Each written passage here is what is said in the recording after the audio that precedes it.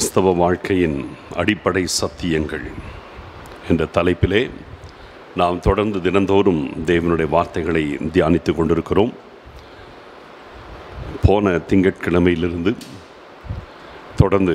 போன வாரம் திங்கட்கிழமையிலிருந்து தொடர்ச்சியாக ஆவிக்குரிய வரங்கள் என்ற தலைப்பிலே நாம் கர்த்தருடைய வார்த்தைகளை பார்த்து கொண்டிருக்கிறோம். போன திங்கட்கிழமையிலிருந்து போன வாரத்திலே 5 நாட்கள் ஆவிக்குரிய 9 வரங்களின் பொதுவான ஆலோசனைகள் திங்கட்கிழமையிலும், அதை தொடர்ந்து 9 வரங்களை வரிசையாய் நாம் பார்த்து கொண்டிருக்கிறோம். இந்த 9 வரங்கள் 3 பகுதிகளாக பிரிக்கப்படுகிறது. இந்த 9 வரங்களை நம்ம 3 பகுதிகளாய் பிரிக்கிறோம். அதாவது ஆவிக்குரிய வரங்களில் முதலாவது வெளிப்பாட்டின் வரம். வெளிப்பாட்டின் வரம் என்பது ஆவியினாலே ஞானத்தை போதிக்கும் வசனம், அதே ஆவியினாலே அறிவை உணர்த்தும் வசனம் மற்றும் ஆவிகளை பகுத்தறிகிறதான வரம். இது 3ம் வெளிப்பாட்டு வரங்கள் என்று வேதம் சொல்லுகிறது. அதைத் தொடர்ந்து பேசும் வரங்கள் என்ற வரிசையிலே 3 வரங்கள். அவைகள் பற்பல பாஷைகளை பேசுதல். கொஞ்சம் மானிட்டர் குறைப்பா, அந்த டோரையும் க்ளோஸ் பண்ணுங்க. டோர் திறந்துருக்கு, கொஞ்சம் குறைச்சிடும். 2வது பார்க்கும் பொழுது அந்த 9 வரங்களில் அடுத்த 3 வரங்கள், இவைகள் பேசும் வரங்கள். அந்த 3 வரங்கள் என்று பார்க்கும் பொழுது பற்பல பாஷைகளை பேசுதல், பாஷைகளை வியாக்கியானம் பண்ணுதல், தீர்க்க தரிசனம் உரைத்தல், இவைகள் 3ம் பேசும் வரங்கள். அதைத் தொடர்ந்து வல்லமை வரங்கள் என்று சொல்லி 3 வரங்கள் இப்போ நம்ம இன்னையிலிருந்து நம்ம பார்க்க போகிறோம். அந்த 3 வரங்கள் விசுவாசம், ஒருவனுக்கு ஆவியினாலே விசுவாசம், இன்னொருவருக்கு அற்புதங்களை செய்கிற சக்தி, வேறொருவருக்கு குணமாக்கும் வரங்கள். இவைகள் 3ம் வல்லமை வரங்கள். வேத புத்தகத்திலே 1 கொரிந்தியர் 12ஆம் அதிகாரம் 8, 9, 10 ஆகிய 3 வசனங்களிலே இந்த வரங்களை குறித்து வேதம் நமக்கு சொல்லுகிறது. இந்த ஆவிக்குரிய வரங்கள், இந்த வரங்களை தேவ பிள்ளைகளுக்கு கர்த்தர் கொடுக்கின்றார். இவைகள் தேவ நாமத்தின் மகிமைக்காக பயன்படுத்தி ஊழியம் செய்வதற்கு ஏதுவாக இந்த வரங்கள் பயன்படுத்தப்படுகிறது. ஆகையால் தேவ பிள்ளைகள் இந்த வரங்களின் மூலமாக தேவ ராஜ்யத்தை நாம் கட்டுவதற்காக ஆண்டவர் கொடுக்கிறார். இந்த வரங்களை குறித்து நான் முதல் நாளிலிருந்து சில அவுட்லைன் கொடுத்துட்டே இருக்கிறேன். ஒருவேளை இதுக்கு முன்னால் மிஸ் பண்ணினவங்களுக்காக சில வார்த்தைகள். அது என்னென்னா, வரங்கள் என்று வரும்பொழுது இது இட்ஸ் அ கிஃப்ட்ஸ், அதாவது ஆண்டவர் நமக்கு ஈவாக கொடுப்பது. இதை நம்ம கேட்டு வாங்குகிற காரியம் அல்ல. இதை ஆண்டவராகவே கொடுப்பது. ஆண்டவர் நம்மை என்ன நோக்கத்தோடு தெரிந்து கொண்டிருக்கிறாரோ அந்த நோக்கத்திலே ஆண்டவர் நம்மை பயன்படுத்துவதற்கு இந்த வரங்கள் நமக்கு அவசியம். ஆகையினாலே இந்த 1 கொரிந்தியர் 12ஆம் அதிகாரத்தில் இந்த 8, 9, 10 வசனங்களில் வரங்களை குறித்து சொல்லிவிட்டு 11ஆம் வசனம் இப்படி சொல்லுகிறது: அந்த ஒரே ஆவியானவர் தம்முடைய சித்தத்தின்படியே அவனவனுடைய பிரயோஜனத்திற்கென்று பகிர்ந்து கொடுக்கிறார் என்று வேதம் சொல்லுகிறது. அப்போ இந்த வரம் என்பது எப்படி என்று கேட்டிங்கன்னா, கர்த்தர் ஒருவரை என்ன நோக்கத்தோடு அழைக்கிறாரோ அந்த நோக்கத்தின் அடிப்படையிலே இந்த வரங்களை ஆண்டவராகிய கர்த்தர் அவர்களுக்கு பிரயோஜனமாக இருக்கும்படிக்கு பகிர்ந்து கொடுக்கிறார். ஒருவருக்கு வியாதியஸ்தர்கள் மேல் மிகுந்த கரிசனை இருக்கும்படி கர்த்தர் செய்வார். அவர்கள் வியாதியஸ்தர்களை கண்டு ஜெபிக்கிறவர்களாக இருப்பாங்க. அந்த பாரம் இருக்கும். யாராவது ஒருத்தருக்கு வியாதினா உடனே அவங்களுக்கு ஜெபிப்பாங்க. அவங்களுக்கு பார்த்திங்கன்னா குணமாக்கும் வரம் செயல்படும். ஒரு சபையை நடத்துகிற போதகர் அப்படின்னா அவங்க அந்த மெய்ப்பருக்கு போதிக்கிற வரம் தேவை. அப்போ அவங்களுக்கு ஞானத்தை போதித்தல், அறிவை உணர்த்துதல், இந்த வரங்கள் அவங்க மூலமாக செயல்படும். இப்படித்தான் யார் யாரை என்ன விதத்திலே ஆண்டவர் அழைத்திருக்கிறாரோ அந்த விதங்களிலே இந்த வரங்கள் செயல்படுகிறதாக நம்ம பார்க்குறோம். இது தேவ சித்தத்தின்படி, அதாவது பரிசுத்த ஆவியானவர் தம்முடைய சித்தத்தின்படி அவரவருடைய பிரயோஜனத்திற்கென்று பகிர்ந்து கொடுக்கிறார். இது நம்முடைய காரியம், இதில் ஒன்றுமே கிடையாது. இதை நம்ம நல்லா புரிஞ்சுக்கணும். அதனாலே தேவன் நமக்கு கொடுப்பதை நாம் சரியாய் பயன்படுத்துகிறதிலே நாம் எப்பவுமே கவனமாக இருக்கணும். இந்த வரிசையில் இன்றைக்கு ஒருவனுக்கு ஆவியினாலே விசுவாசம் என்று சொல்லி ஒரு வரம் இருக்கிறது. இந்த 9 வரங்களின் பட்டியலில் பார்க்கும்போது விசுவாச வரம். இது விசுவாசம் என்கிறது பார்த்தீங்கன்னா கனியிலும் இருக்கும், வரத்திலும் இருக்கும். ஏற்கனவே நம்ம ஆவியின் கனி என்று சொல்லி நம்ம ஏற்கனவே அதை 9 நாட்கள் தொடர்ந்து நம்ம தியானித்தோம். அதெல்லாம் நீங்கள் யூடியூப்பில் இருக்குது, நீங்கள் பார்க்கலாம். ஆவியின் கனி என்ற தலைப்பிலே 9 தலைப்புகளின் கீழே இருக்கும். அந்த தலைப்புகளிலும் பார்த்தீங்கன்னா ஆவியின் கனியிலும் விசுவாசம் என்று ஒன்று இருக்கும். இந்த இடத்துல பார்த்தீங்கன்னா வரத்திலும் இந்த விசுவாசம் என்கிறதை ஆண்டவர் வைக்கிறார். இந்த ஆவியின் கனியில் இருக்கிற விசுவாசத்திற்கும் ஆண்டவர் வரமாக கொடுக்கிற விசுவாசத்திற்கும் வித்தியாசம் இருக்கிறது. ஆவியின் கனி என்கிறதுல பார்த்தீங்கன்னா இந்த விசுவாசம் அது பேசிக், நமக்கு ஒரு அடிப்படை விசுவாசம். இப்போ எப்படின்னு கேட்டிங்கன்னா அதையும் நான் கொஞ்சம் டச் பண்ணிடுறேன், அப்போ தான் உங்களுக்கு இதோடைய வித்தியாசம் தெரியும். அந்த ஆவியின் கனியில் பார்த்தீங்கன்னா நமக்கு விசுவாசம் அது ஒரு கனியாக கர்த்தர் கொடுக்கிறார். அந்த ஃபெய்த் என்னன்றதை முதல்ல ஷார்ட்டாக சொல்கிறேன். அதை ஏற்கனவே விவரமாக பேசியிருக்கேன். இப்போ ஒரு 5 நிமிஷம் ஷார்ட்டாக சொல்கிறேன். இப்போ பாருங்கள், இயேசு கிறிஸ்து தேவனுடைய குமாரன் அப்படின்னு நம்ம ஒரு நாள் கேள்விப்பட்டோம். இயேசு கிறிஸ்து நம்முடைய பாவங்களுக்காக சிலுவையில் அடிக்கப்பட்டவர், நமக்காக ரத்தம் சிந்தி நம்முடைய பாவங்களை சுமந்து தன்னுடைய உயிரை கொடுத்தார் இப்படின்னு நம்ம ஒரு நாள் கேள்விப்பட்டோம். கேள்விப்பட்டு நாம் என்ன செய்கிறோம்? இயேசுவே, என் பாவங்களுக்கு என்னை மன்னியும், உடைய ரத்தத்தினால் என் பாவங்களை கழுவும், என் வாழ்க்கையில் வாரும் அப்படின்னு சொல்லி நம்ம கூப்பிட்டோம். ஆண்டவர் நமக்கு பாவ மன்னிப்பின் நிச்சயத்தை கொடுத்தார், நமக்கு ரட்சிப்பின் அனுபவத்தை நமக்கு கொடுத்தார் இல்லையா? அப்போ இதை நல்லா கவனிக்கணும். இயேசு என்ற ஒருத்தர் நம்ம இந்திய தேசத்தில் இல்லை, ஆனால் ஆசிய கண்டத்திலே அவர் பெத்லகேமில் பிறக்கிறார் இல்லையா? அப்போ இஸ்ரவேல் தேசத்திலே பெத்லகேம் என்றதான அந்த கிராமத்தில் இயேசு கிறிஸ்து பிறக்கிறார். யார் அதை பார்த்தது? நம்ம யாராவது போய் பார்த்தோமா? இல்லை. இயேசு கிறிஸ்து சிலுவையில் அடிக்கப்பட்டார் என்று சொல்லி நம்ம கேள்விப்பட்டோம். வேத புத்தகத்தில் இருக்கு, யாரோ ஒருத்தர் நமக்கு சொன்னாங்க. யாராவது நம்ம போய் பார்த்தோமா? அவர் சிலுவையில் அறையப்பட்டதை அவர் நமக்கு நேரம் காட்சி கொடுத்து நான் இப்படி தான் சிலுவையில் அறையப்பட்டேன்னு காண்பித்தாரா? காட்டலை. நம்ம யாராவது பார்த்தோமா? இல்லை. எப்படி நம்ம அதை நம்பணும்? அடுத்தது இயேசு கிறிஸ்துவனிடத்தில் இயேசுவே, என் பாவங்களுக்கு என்னை மன்னியும் அப்படின்னா அவர் நம்முடைய பாவங்களை மன்னிப்பார் என்று சொல்லி நமக்கு அறிவிக்கப்பட்டது.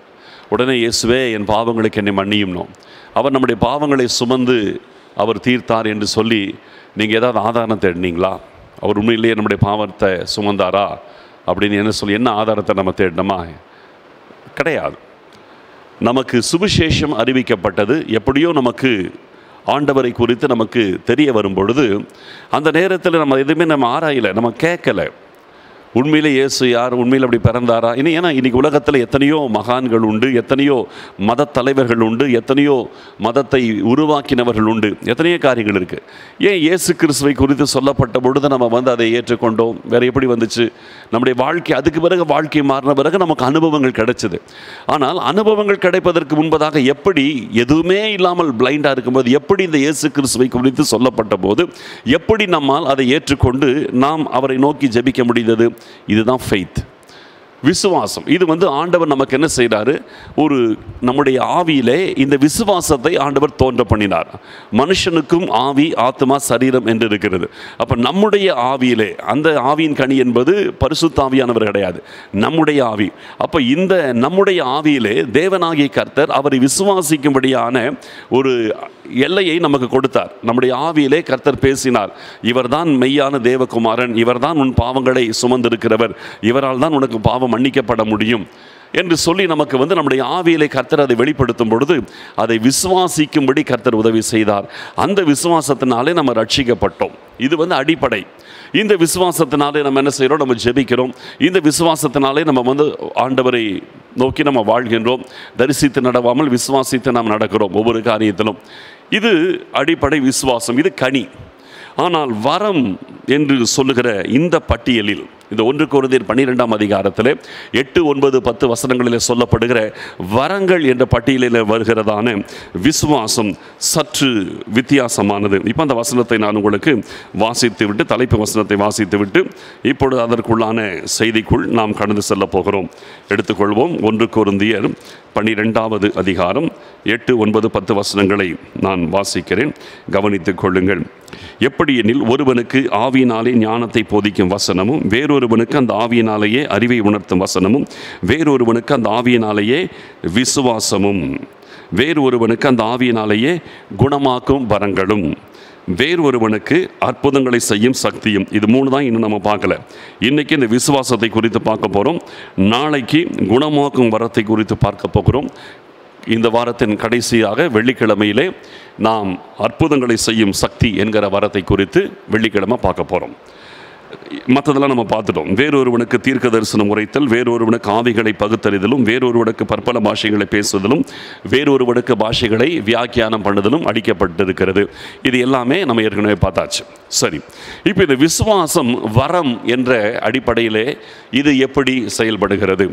இப்போ கனி என்ற பட்டியலிலும் இந்த விசுவாசம் வருகிறது. கலாத்தியருக்கு எழுதின நிருபம் 5ஆம் அதிகாரம் 22, 23 அங்கே பார்த்தீங்கன்னா ஆவியின் கனியோ அன்பு, சந்தோஷம், சமாதானம், நீடிய பொறுமை, அதில் பார்த்தீங்கன்னா அதுலேயும் விசுவாசம் என்கிறதான வார்த்தை அங்கேயே வரும், ஆவியின் கனியிலையும் வரும்.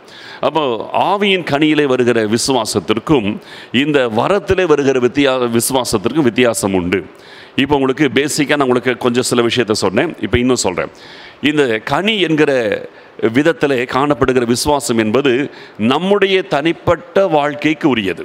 அதாவது நம்முடைய வாழ்க்கையின் பெனிஃபிட்டுக்காக, நம்முடைய ஆசீர்வாதத்திற்காக, நம்முடைய வாழ்க்கையில் நாம் ஆண்டவரோடு நெருங்கி வாழ்வதற்காக நமக்கு இருக்கிறது. இப்போ உதாரணத்துக்கு எடுத்துட்டிங்கன்னா இந்த ஃபெய்த் எப்படின்னு பாருங்கள். இது உங்களுக்கு இன்னும் சுலபமாக உங்களுக்கு சொல்லித்தர பாருங்கள். இப்போ நம்ம கூடி ஜெபிக்கிறோம். இப்போ ஒரு 3 பேர் 2 பேர் கூடி ஜெபிக்கிறோம். அப்போ விசுவாசத்தினால தான் ஆண்டவர் நமக்கு நடுவிலே இருக்கிறதை நம்ம உணர முடியும்.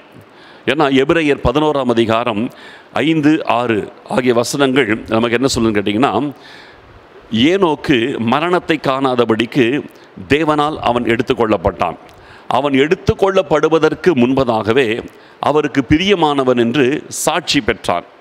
ஏனோக்கு அவன் எடுத்துக்கொள்ளப்படுவதற்காக முன்பதாகவே தேவனுக்கு பிரியமானவன் என்று சாட்சி பெற்றான். எப்படி சாட்சி பெற்றான் பிரியமானவன் என்று? எபிரேயர் 11ஆம் அதிகாரம் 6வது வசனம் என்ன சொல்லுதுன்னா, விசுவாசம் இல்லாமல் தேவனுக்கு பிரியமாயிருப்பது கூடாத காரியம்.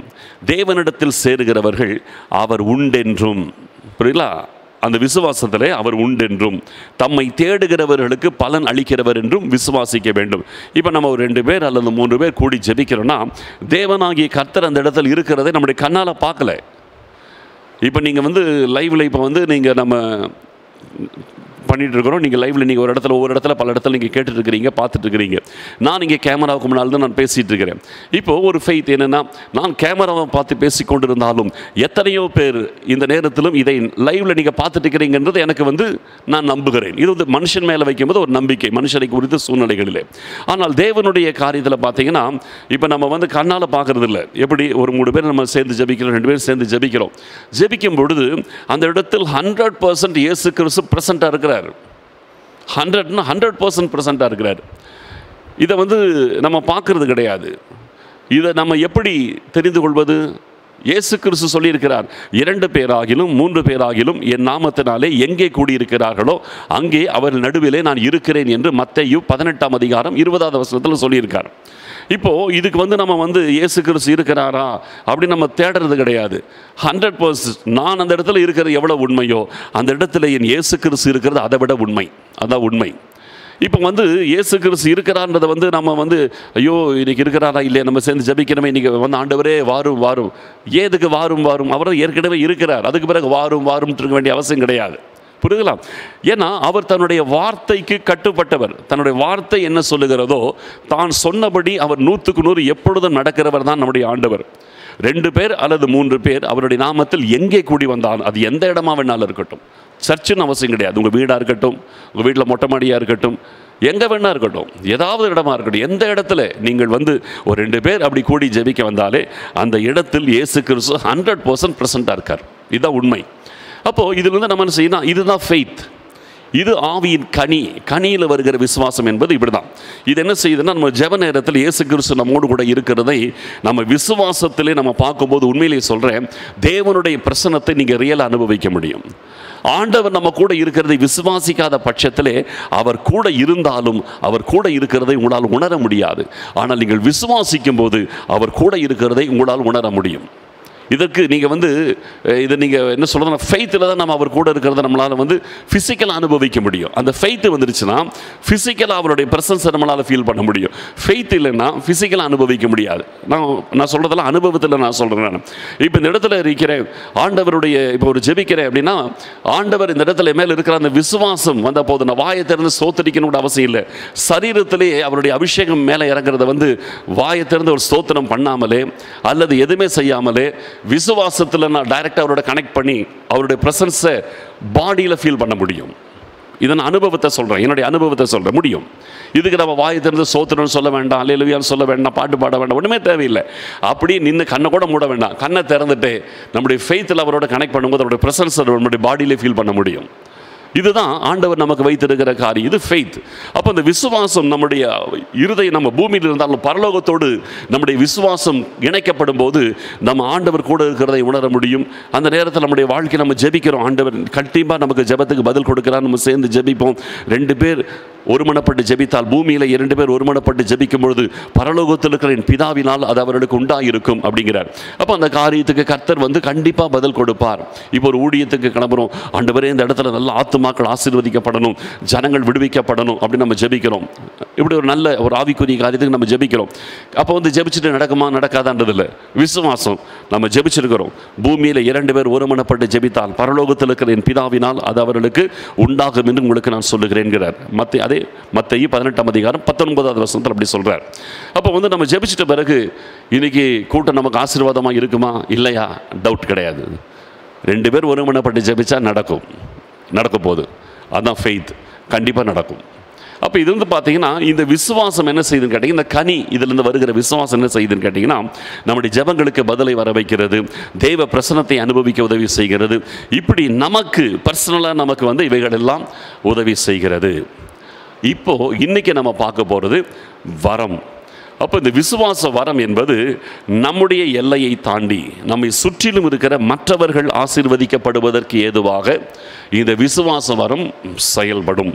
இதை இயேசு கிறிஸ்து பார்த்தீங்கன்னா தன்னுடைய ஊழியத்தின் பாதையிலே இந்த விசுவாச வரத்தை வந்து அவர் செயல்படுத்துகிறதை நம்ம பல இடத்துல நம்மளால் பார்க்க முடியும். சொல்ல போனால் இயேசு கிறிஸ்துவுடைய ஊழியத்தில் நடந்த அற்புதங்கள் எல்லாமே பார்த்தீங்கன்னா ஃபெய்த் ஹீலிங்ஸ் தான். புரியுதுங்களா?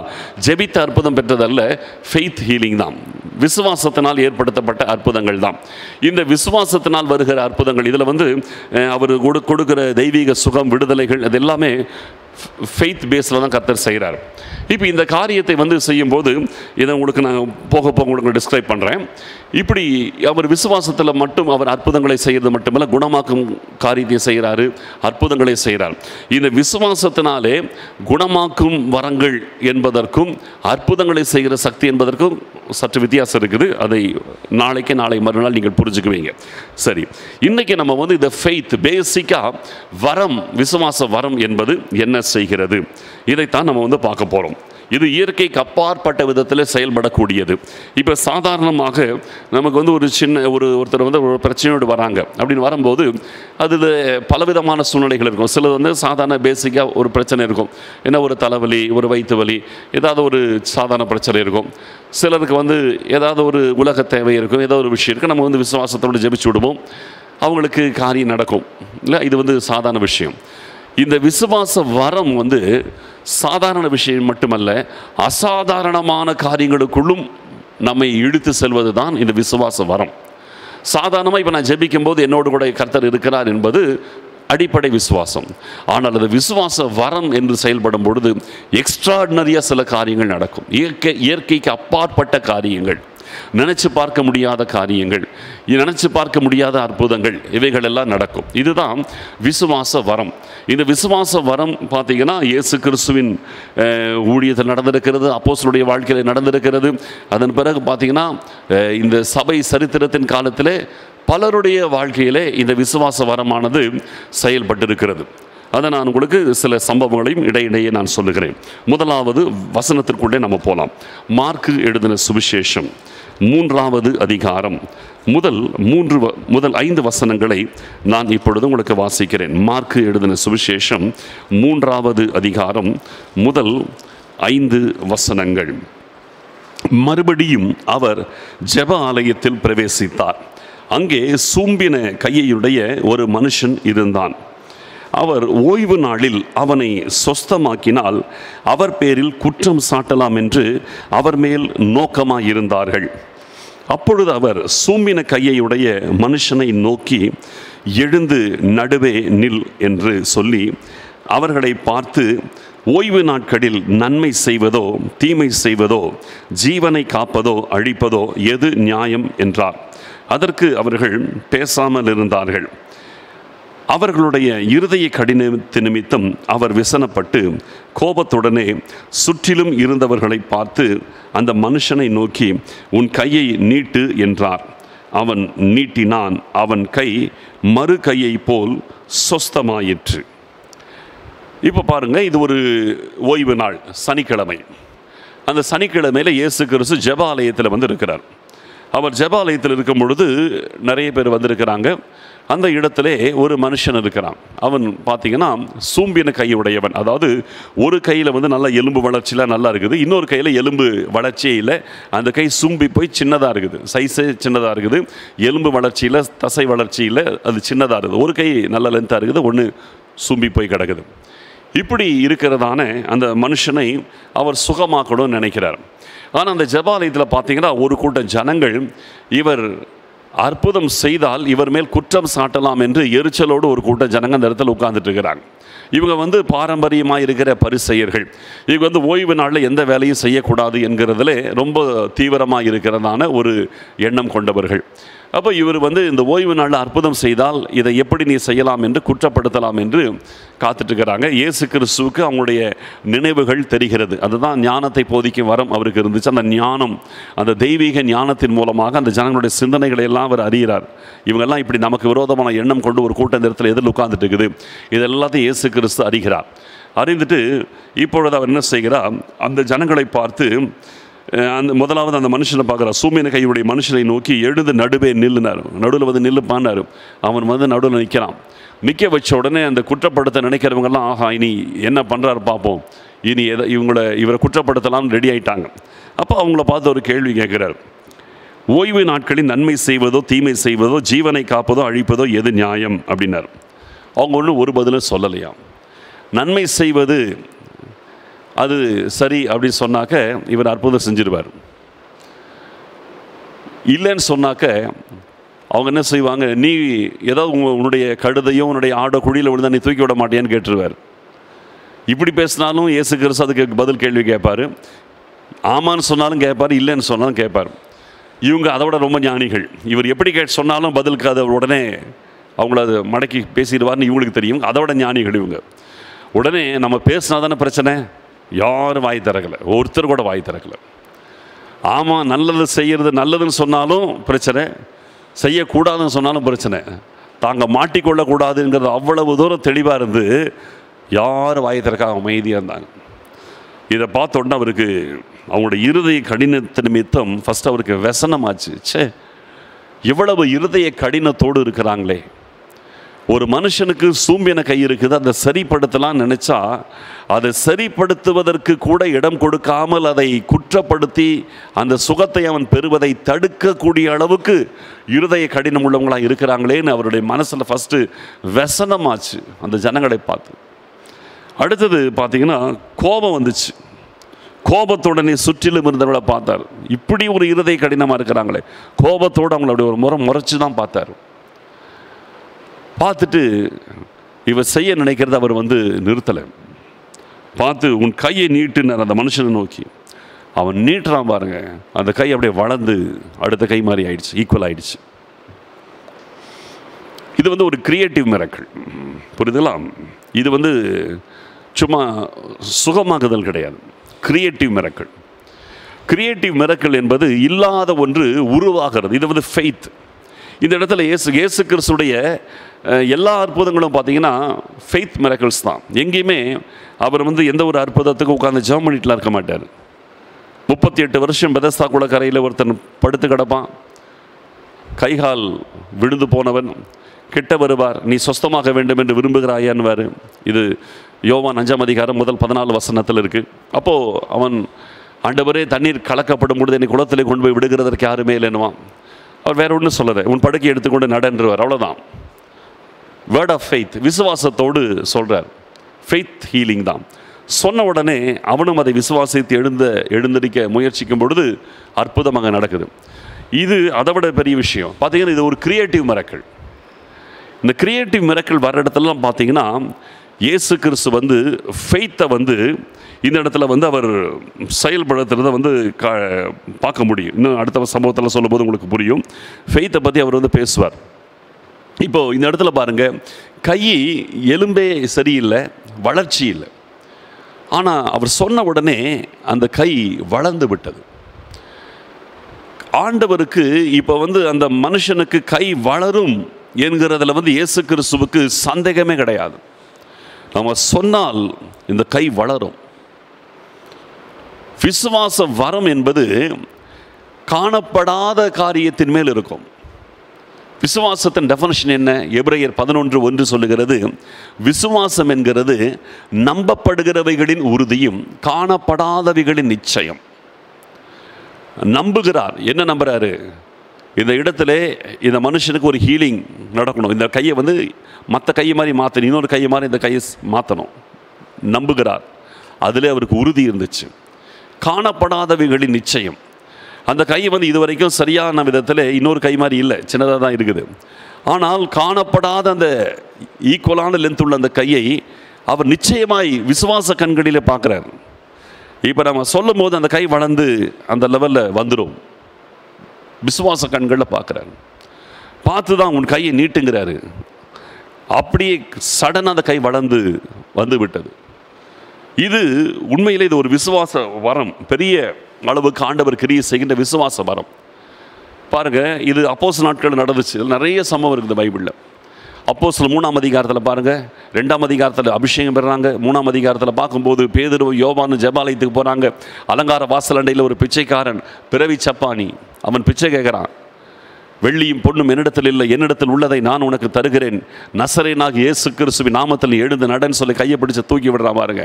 அதுதான் ஃபெய்த் கிஃப்ட். பேதுருக்குள்ள பாருங்க, இந்த ஃபெய்த் கிஃப்ட் வந்து வல்லமையாக ஆப்ரேட் ஆச்சு. அவன் கையை பிடிச்சு தூக்கி விட்ட உடனே அவன் எழுந்தான், நின்றான், நடந்தான், குதித்தான், தேவாலயத்திற்குள் ஓடினான். இதுதான் விசுவாச வரம் என்பது. இந்த விசுவாச வரம் என்பது இயற்கைக்கு அப்பாற்பட்ட கிரியேட்டிவ் மிரக்கிள்ஸ். அதாவது இல்லாத ஒன்றை சிருஷ்டிக்கும். அது நடக்கும் இந்த ஃபெய்த்தில். சபை சரித்திரத்திலே ஸ்மித் விகில்ஸ்வர்த் என்று சொல்லி ஒரு தேவனுடைய மனுஷனை கர்த்தர் எழுப்பினார். அவர் விசுவாசத்தின் அப்போஸ்தலர் என்று போற்றப்படுகிறவர். இதுவரைக்கும் சபை சரித்திரத்திலே அந்த மாதிரி ஒரு விசுவாச வீரனை நம்ம வந்து பார்க்க முடியாது. அந்த அளவுக்கு ஒரு விசுவாசத்தின் அப்போஸ்தலன் என்று சொல்லப்படுகிறவர். அவர் வந்து ஒரு படிப்பறிவில்லாத ஒரு மனுஷன். கர்த்தரை வந்து அவரை ரட்சிக்கும் போது அவருக்கு எழுத படிக்க கூட தெரியாது. அவர் ஒரு பிளம்பர், படிப்பு ஸ்கூலுக்கே போனதில்லை, படித்ததே கிடையாது. கடைசியில் ஒரு தொழில் என்ன பிளம்பிங் ஒர்க் கற்றுக்கிட்டு பிளம்பராக இருந்தார், அவ்வளோதான். அவர் ஆண்டவர் ரட்சித்தார். விசுவாசத்திலே அவரை கர்த்தர் வல்லவராக மாற்றினார். அந்த வரம், விசுவாச வரம் அவர் மேலே அதிகமாக கர்த்தர் கொடுத்தார். அவருக்கு வந்து பார்த்திங்கன்னா ரொம்ப அழகாக பேசவும் தெரியாது. ஆனால் அந்த விசுவாசம் வரம் மட்டும் ரொம்ப ஸ்பெஷலாக இருந்தது. அவருடைய ஊழியத்தின் காலத்தில் ஏறக்குறை 27 பேரை மரித்தவர்களே அவர் உயிரோடு எழுப்பினார் என்று சொல்லி குறிப்புகள் சொல்லுகிறது. அவருடைய வாழ்க்கை சரித்திரம் சொல்லுது. ஒரு தடவை அவர் ரோட்டில் நடந்து போகிறார். நடந்து போகும்பொழுது ஒரு தெருவோரத்தில் ஒரு பிச்சைக்காரன் உட்கார்ந்து பிச்சை கேட்டுட்டு இருக்கிறான். அவனுக்கு நிலைமை என்னன்னு கேட்டிங்கன்னா, ஒரு கால் நல்லா இருக்குது, இன்னொரு கால் பார்த்தீங்கன்னா முழங்காலுக்கு மேலே கால் இல்லை. சார், 2 காலுமே இல்லை. அவனுடைய 2 கால்கள் வந்து 2 கால்களிலுமே முழங்காலுக்கு கீழே 2 கால்களுமே கிடையாது. முழங்கால் வரைக்கும் அது எப்படியோ விபத்தில் இழந்துட்டானு தெரியாது. முழங்காலுக்கு கீழே அவனுக்கு வந்து 2 கால்களுமே இல்லை. தரையில் உட்கார்ந்து அவன் நகர்ந்து போக முடியும், அதனால் நடக்கலாம் முடியாது. அப்படிப்பட்ட நிலைமையில் அவன் பிச்சை எடுத்து கொண்டிருக்கிறான். அப்படிப்பட்ட மனுஷன், இவரை யாருன்னு அவனுக்கு தெரியாது. இவர் வரும்போது பிச்சை கேட்குறான். அவனை வந்து அவர் அப்படி உத்து பார்க்குறார். அந்த பிச்சைக்காரன் 2 காலுமே முழங்காலுக்கு கீழே இல்லை. அவனை உத்து பார்த்த உடனே இந்த விசுவாசம் வரம் இவருக்குள்ள கிரியை செய்யுது. இவனுக்கு இந்த 2 கால்களுமே இல்லை, முழங்காலுக்கு கீழே இல்லை, பாதமே கிடையாது. இவனுக்கு ஒரு அற்புதம் கர்த்தர் செய்வார்னு அந்த ஃபெய்த், அந்த கிஃப்ட் வந்து இவருக்குள்ள ஆப்ரேட் ஆகுது. உடனே காசை எடுத்து அவன் பிச்சை கொடுக்கல, காசு எடுத்து நிறைய பணத்தை எடுத்து கொடுக்குறாரு. கொடுத்து அது அந்த ஷூ கடை இருக்கு பார், அங்கே போய் உனக்கு ஷூ வாங்கிக்கோ அப்படிங்கிறாரு. ஷூ வாங்குறதுக்குரிய காசை கொடுத்து அந்த கடையில், அந்த ஷூ கடையில் போய் நீ ஷூ வாங்கிக்கோங்கிறாரு. அவன் முழிக்கிறான். பாதமே இல்லை, பாதம் இருந்தால் தானே ஷூ போட முடியும். முழங்காலுக்கு கீழே காலே இல்லை, பாதம் எந்த சைஸில் போய் ஷூ வாங்குறது? இவனுக்கு ஷூ எதுக்கு? ஷூ போட முடியாது. ஷூ வாங்கிக்கோங்கிறார். நாம் அப்படியே முழிக்கிறான். என்ன இவர் நம்ம வந்து பிச்சை கேட்டோம், ஷூ வாங்கன்னு காசு கொடுக்குறாரு, நம்மளுக்கு கிண்டல் பண்ணுறாருன்ற மாதிரி அவன் ஒரு மாதிரி பார்க்குறான். நான் உடனே அவருக்கு, ஆனால் ஒரு பக்கத்தில் பார்த்தீங்கன்னா அந்த விசுவாசம் வரத்துன்னு ரொம்ப தான் இருப்பார், பயங்கர கோபக்காரன் அவர் அந்த ஃபெய்த்தில். நான் சொல்கிறேன் நீ முதல்ல போய் அதை வாங்கு அப்படிங்கிறார். அவனுக்கு ஒரு மாதிரி முழிக்கிறான், விரட்டுற மாதிரி சொல்கிறேன், நீ போ முதல்ல போய் ஷூ வாங்க அப்படின்ட்டு சொல்லிட்டு நகர்ந்துட்டார், போயிட்டார். காசு கொடுத்துட்டு போயிட்டார். அவனுக்கு என்ன பண்ணுறதுன்னு தெரியல. ஷூ வாங்குறதுக்குரிய பணம் கையில் வந்துருச்சு. சரி, நான் அப்படியே நகர்ந்து அந்த கடைக்குள்ளே போயிட்டான். கடைக்குள்ளே போய் எனக்கு ஷூ வேணுங்கிறான். கடைக்காரன் ஏற இறங்க பார்க்குறேன். அவன் பாதமே இல்லை, காலே இல்லை, எந்த சைஸுக்கு ஷூ எடுத்து கொடுக்கறது? பாதம் இருந்தால் தான் சைஸு சொல்ல முடியும். அவன் வந்து கேட்குறான், எந்த சைஸுக்கு உனக்கு ஷூ? ஏதோ ஒரு சைஸுக்கு எடுத்துகிட்டு வாங்குறான் இந்த மனுஷனும். ஏன்னா இவன்கிட்ட காசு கொடுத்து வாங்குன்னு சொல்லிட்டு அவர் போயிட்டார். சரின்ட்டு அந்த கடைக்காரன் சரி இவன் என்னமோ பண்ணுறான்னு சொல்லிட்டு தோராயினமாக போய் ஒரு பேர் ஷூ எடுத்துகிட்டு வரான். திரும்பி வந்து பார்க்கும்போது அந்த கடைக்காரன் உள்ள ஷூ ரேக்கில் போய் எடுத்துகிட்டு திரும்பி வந்து பார்த்தா 2 காலும் வளர்ந்து பாதத்தோடு இருக்குது. நடந்த சம்பவம்.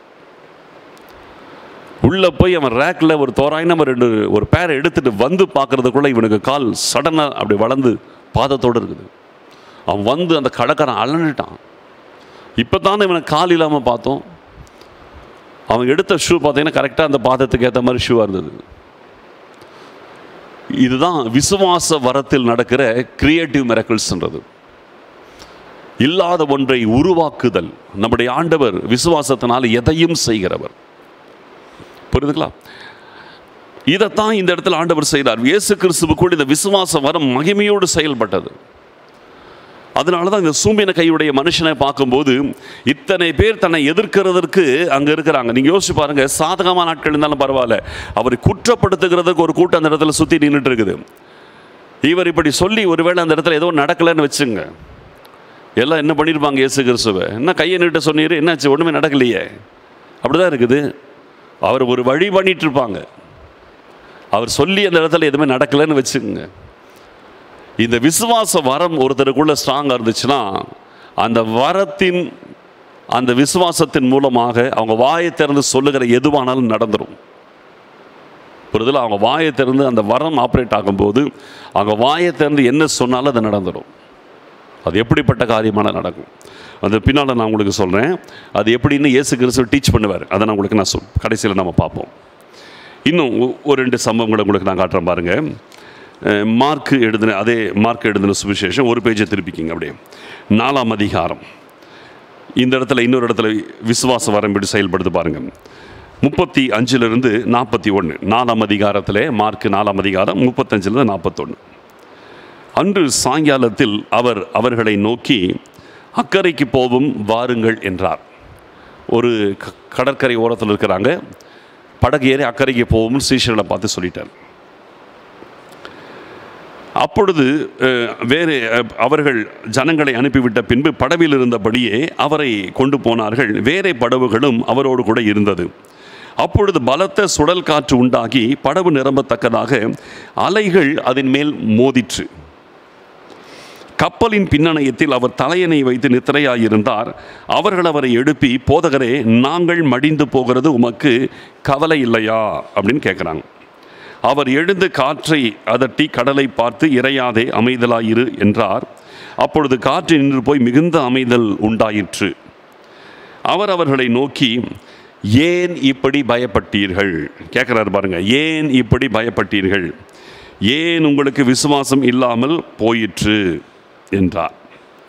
அப்போ பாருங்க, இந்த இடத்துல ஃபெய்த்தை பற்றி பேசுகிறார் பாருங்க. இப்போது இயேசு கிறிஸ்துவை அவர் படகில் ஏற்றிக்கொண்டு 12 சீஷர்களும் கூட இருக்கிறாங்க. அவருடைய சீஷர்களில் முக்கியமானவங்க எல்லாமே மீனவர்கள், கடலில் ரொம்ப பழக்கப்பட்டவங்க. பேதுரு, யாக்கோபு, யோவான், இவங்க எல்லாமே கடலில் நல்லா பழக்கப்பட்டவங்க. இவர்கள் இயேசு கிறிஸ்துவை படகில் ஏறிட்டாங்க. அவருக்கு மிகுந்த களைப்பு. தலையணை வைத்து அந்த படகுலையே அவர் படுத்து தூங்க ஆரம்பிச்சிடுறாரு. படகு நடுக்கடலுக்கு போயிடுச்சு. திடீரென்று ஒரு பலத்த சுழல் காற்று வீசுகிறது. அதாவது ஒரு புயல் சடனாக உருவாகுது. பலத்த சுழல் காற்று அடிக்குது, அலைகள் கொந்தளிக்குது, படகின் மேல் வந்து மோதி அடிக்குது. படகு கட்டுப்பாட்டை இழந்து போகிற அளவுக்கு ஆயிடுச்சு. இந்த மீனவர்கள் இவங்களுக்கு படகுல கடலில் பழக்கம் இருக்குது. ஆனாலும் அவர்களே இதை சமாளிக்க முடியாத ஒரு சூழ்நிலை. அவங்களுடைய கட்டுப்பாட்டுக்கு மிஞ்சி காரியங்கள் போகுது. கடைசியில் தூங்கி கொண்டிருக்கிற இயேசு கிறிஸ்துவை எழுப்புறாங்க. இவங்களால் ஒன்றுமே பண்ண முடியல. எழுப்பி, ஆண்டவரே, நாங்கள் மடிந்து போகிறது உமக்கு கவலை இல்லையா? அப்படின்னா கண்டிப்பாக போட் கவிழ்ந்துடும், நடுக்கடல் நம்ம எல்லாரும் அவுட் அப்படின்ற லெவலுக்கு வந்துட்டாங்க. அவங்க ஹோப் இழந்துட்டாங்க. அப்போ இயேசு கிறிஸ்து தூங்கினவர் எழுந்தார். சடனாக பாருங்கள், அவருடைய மிரக்கல்ஸ் எல்லாம் பாருங்கள். பெரிய ப்ரிப்பரேஷனும் கிடையாது. தூங்கிட்டு இருக்கிறாரு, சடனாக எழுந்திருக்கிறாரு. கடல் கொந்தளிக்குது, அலைகள் மோதி அடிக்குது, சுழல் காற்று போட்டை சுற்றி அடிக்குது. உடனே பார்த்தார், ஒரே வார்த்தை, இறையாதே அமைதலாக இருந்துட்டார். ஒரே வார்த்தை. அப்படி டஃப்பான அந்த சிச்சுவேஷனில் சாதாரணமாக பேசுகிறார். இயற்கையை பார்த்து பேசுகிறார். முந்தின சம்பவத்தில் அந்த மனுஷனை பார்த்து பேசினார். இப்போ இயற்கையை பார்த்து பேசுகிறார். இறையாதே அமைதலாக சொன்ன மாத்திரத்தில் சடனாக மிகுந்த அமைதல் உண்டாயிற்று. கொஞ்சம் அமைதல் இல்லை, கம்ப்ளீட்டாக மிகுந்த அமைதலாக டோட்டலாக அடங்கிடுச்சு. அவர் சொன்ன உடனே வீசிக்கொண்டிருந்த புயல் காற்று சடனாக நின்றுச்சு. கொந்தளிக்கிற கடல் அப்படியே அமர்ந்துச்சு. சீஷர்கள் பயந்துட்டாங்க. இது என்னது, இவர் சொன்ன உடனே சடனாக அப்படியே நடக்குது. இவர் யாரோ, காற்றும் கடலும் இவருக்கு கீழ்ப்படுகிறதுன்னு அதுக்கு பிறகு பேசிக்குவாங்க. இப்போ அவர் கேட்குறாரு, ஏன் பயப்பட்டீர்கள்? ஏன் உங்களுக்கு விசுவாசம் இல்லாமல் போயிட்டு?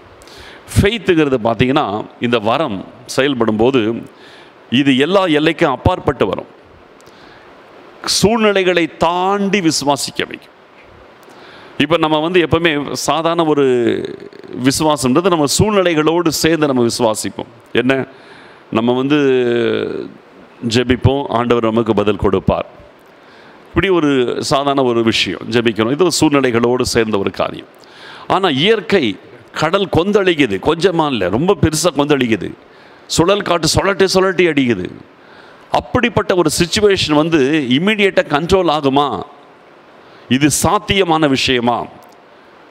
சாதாரணமாய் சொல்ல போனால் இது சாத்தியமே கிடையாது. சாதாரண மனநிலையில் நம்ம யோசிச்சோம்னா இது சாத்தியமே கிடையாது.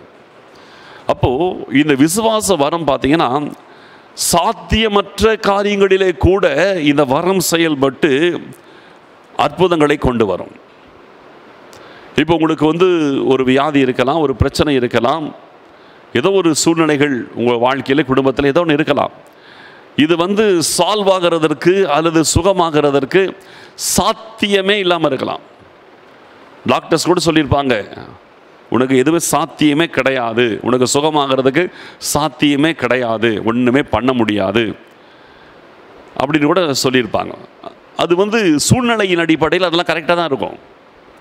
அப்போ அந்த சாத்தியமற்ற காரியங்களில் கூட அசாதாரணமான ஒரு காரியத்தை ஏற்படுத்துவது தான் இந்த விசுவாச வரம். அப்போ இந்த இடத்துல இந்த கடல் கொந்தளிக்கிறது, வீசுகிற சுழல் காற்றெல்லாம் சடனாக அடங்கிறது சாத்தியம் கிடையாது. ஆனால் இயேசு கிறிஸ்துவுக்கு அந்த விசுவாசம் வரன்னு ஒன்று பாருங்க, இயற்கையோடு பேசுகிறார். இயற்கையை கூட அந்த விசுவாசத்தின் மூலமாக கட்டுப்படுத்திவிட முடியும் என்பதுதான் இதனுடைய காரியம். எப்படிப்பட்ட சூழ்நிலைகளையும் அடக்க முடியும். உங்களுக்கு விரோதமாக எத்தனையோ காரியங்கள் இருக்கலாம். உங்கள் வாழ்க்கைக்கு விரோதமாய் கொந்தளிக்கிற பிசாசின் கிரியைகள் இருக்கலாம். உங்கள் வாழ்க்கைக்கு விரோதமாக அல்லது நீங்கள் வேலை செய்கிற இடத்துல உங்களுக்கு விரோதமாய் பொறாமையினால் கொந்தளித்து கொண்டிருக்கிற நபர்கள் கூட இருப்பாங்க. புயல் மாதிரி எழும்பிட்டு இருப்பாங்க. அவங்கள அடக்கிறது, அவங்க கரெக்ட் பண்ணுறது, அவங்கள சரிப்படுத்துறதெல்லாம் சாத்தியமே இல்லாமல் இருக்கும். ஆனால் இந்த விசுவாச வரம் நமக்குள் இருக்கும்போது, அந்த விசுவாசத்தோடு கமெண்ட் பண்ணும்போது எதையும் அடக்கி போட முடியும். எப்படிப்பட்ட சூழ்நிலைகளையும் இமிடியேட்டாக அடக்க முடியும். அதுதான் இந்த விசுவாச வரம். இது ஒரு அசாதாரணமான காரியங்களை நமக்கு சாத்தியமாக்கக்கூடியது தான் இந்த விசுவாச வரம். புரியுதுங்களா? இன்னொரு சம்பவத்தை உங்களுக்கு சொல்லிட்டு அதுக்கு பிறகு இந்த விசுவாச வரத்தை குறித்து இயேசு கிறிஸ்து எப்படி டீச் பண்ணுறார், அதை எப்படி நம்ம லைஃப்பில் அது ஆப்ரேட் ஆகுன்றதை டீச் பண்ணுறாரு. அதை வந்து நீங்கள் வந்து சூழ்நிலைகளிலே, ஏன்னா நான் ஏற்கனவே சொல்லியிருக்கிறேன், அபிஷேகம் பெறும் பொழுது இந்த 9 வரங்களும் நமக்கு வந்து ஒரு மெஷரில் நமக்கு கொடுக்கப்பட்டிருக்கிறது. இதை நம்ம வந்து எப்படி யூஸ் பண்ணுறதுக்கு நம்ம செயல்படுகிறோமோ அந்த அளவுக்கு அது வந்து நம்ம வாழ்க்கையிலே ஊழியத்தில் செயல்பட ஆரம்பிக்கும். புரியுதுங்களா? அப்போ வந்து இது நம்மகிட்ட வந்து பேசிக்காக நம்மகிட்ட கர்த்தர் அந்த வரத்தில் ஒரு லெவல் கொடுத்துருக்காரு. அதை நம்ம வந்து யூஸ் பண்ணாதான் நடக்கும், யூஸ் பண்ணாட்டி நடக்காது. இப்போது இன்னொரு சம்பவத்தை சொல்லிவிட்டு எப்படி யூஸ் பண்ணுறதுன்றதை பற்றி இயேசு கிறிஸ்து டீச் பண்ணுறதை உங்களுக்கு நான் சொல்லிக் கொடுக்குறேன். அடுத்தது எடுத்துக்கொள்வோம். மத்தேயு எழுதின சுவிசேஷம் 14வது அதிகாரம். மத்தேயு 14வது அதிகாரத்திலே 23வது வசனத்திலிருந்து நான் சில விஷயங்களை நான் உங்களுக்கு சொல்லுகிறேன். இதில் நிறைய வசனம் இருக்குது, பட் நான் சில காரியத்தை மட்டும் சொல்கிறேன். அவர் ஜனங்களை அனுப்பிவிட்ட பின்பு தனித்து ஜெபம் பண்ண ஒரு மலையின் மேல் ஏறி சாயங்காலமான பொழுது அங்கே தனிமையாயிருந்தார். அதற்குள்ளாக படவு நடுக்கடலிலே சேர்ந்து எதிர்காற்றாய் இருந்தபடியினால் அலைவுகளினால் அலைவுபட்டது. இரவின் 4ஆம் ஜாமத்திலே இயேசு கடலின் மேல் நடந்து அவர்களிடத்திற்கு வந்தார். இந்த படகு பிரயாணத்தில் பார்த்தீங்கன்னா இயேசு கிறிஸ்து இல்லை, சீஷர்கள் மட்டும்தான் பிரயாணத்தில் இருக்கிறாங்க. இயேசு கிறிஸ்து ஒரு மலையின் மேல் ஏறி ஜெபம் பண்ணிட்டு இருக்கிறார்.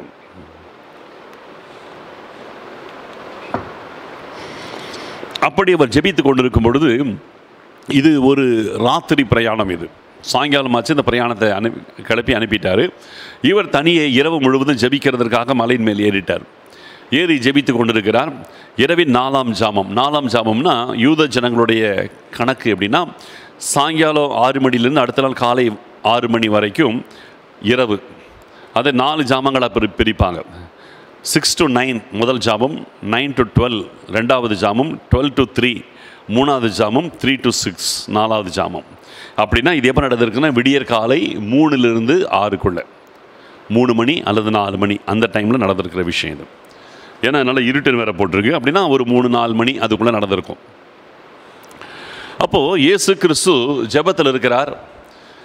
தூரத்திலே இவர்கள் நடுக்கடலுக்கு போயிட்டாங்க.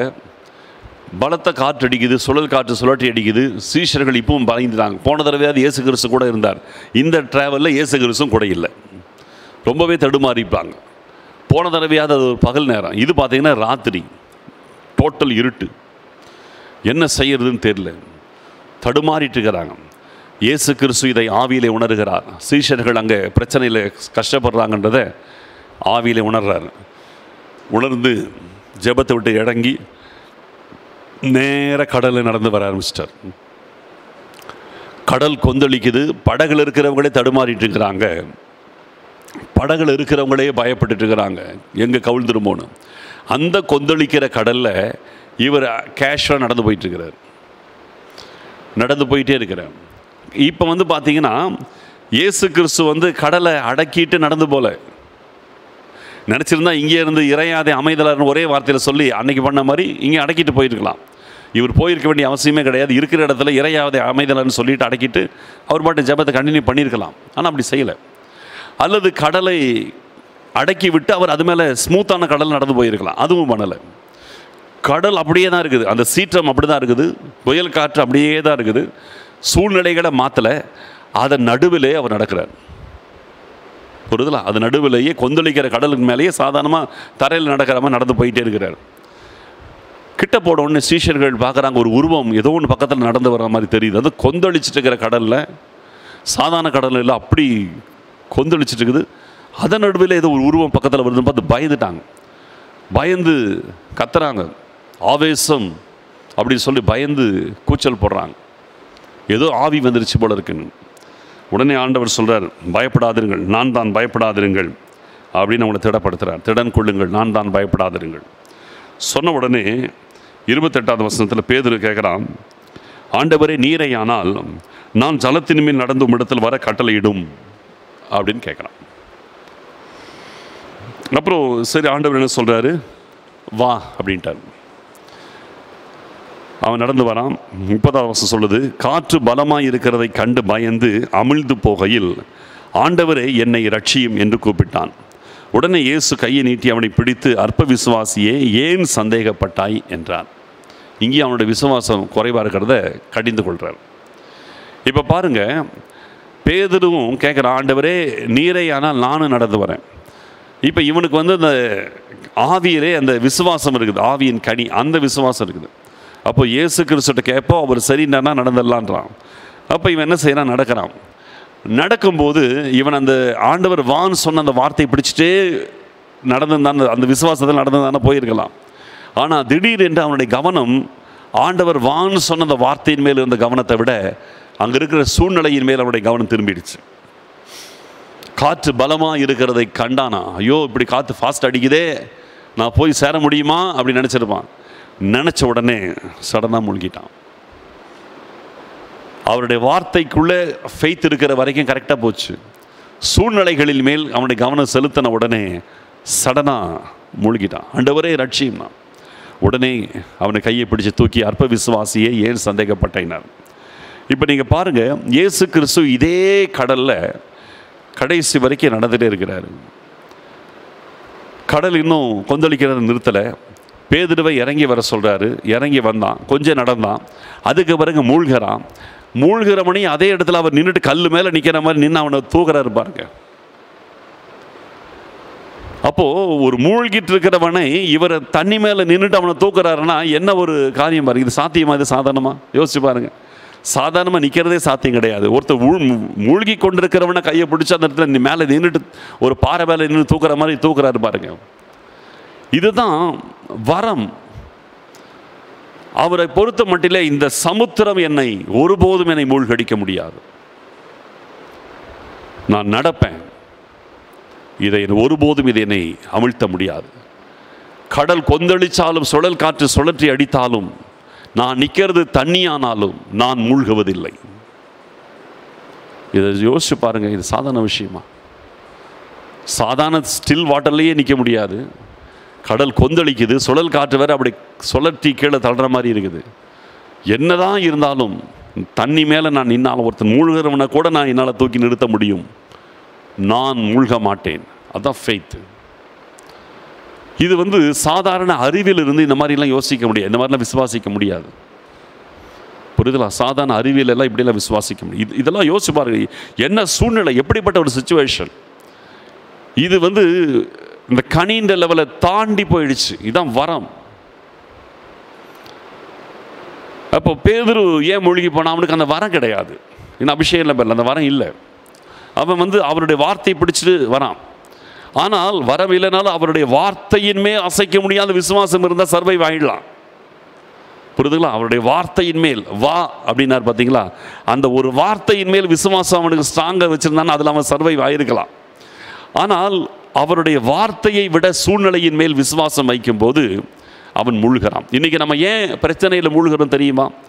ஆண்டவருடைய வார்த்தை நமக்கு இருக்கிறது, ஆனால் வார்த்தையை விட சூழ்நிலைகளை நம்ம அதிகமாக விசுவாசிக்கிறோம். இவங்க இப்படி சொல்லிட்டாங்க, அவங்க அப்படி சொல்லிட்டாங்க, அதுதான் நடக்கும் அப்படி நம்ம என்ன சொல்கிறோம்? ஆண்டவர் வார்த்தை சொல்லுவதை விட நம்மை சுற்றிலும் இருக்கிற மனுஷர்கள் பேசுகிற வார்த்தையின் மேல் விசுவாசத்தை அதிகமாக வைக்கிறோம். ஆண்டவருடைய வார்த்தையை விட நம்மை சுற்றிலும் இருக்கிறதான சம்பவங்கள், சூழ்நிலைகளை நம்ம அதிகமாக விசுவாசிக்கிறோம். இவங்க இப்படி பண்ணிடுவேன்னு சொல்லிட்டாங்க, அப்படி ஆகிடுமோ?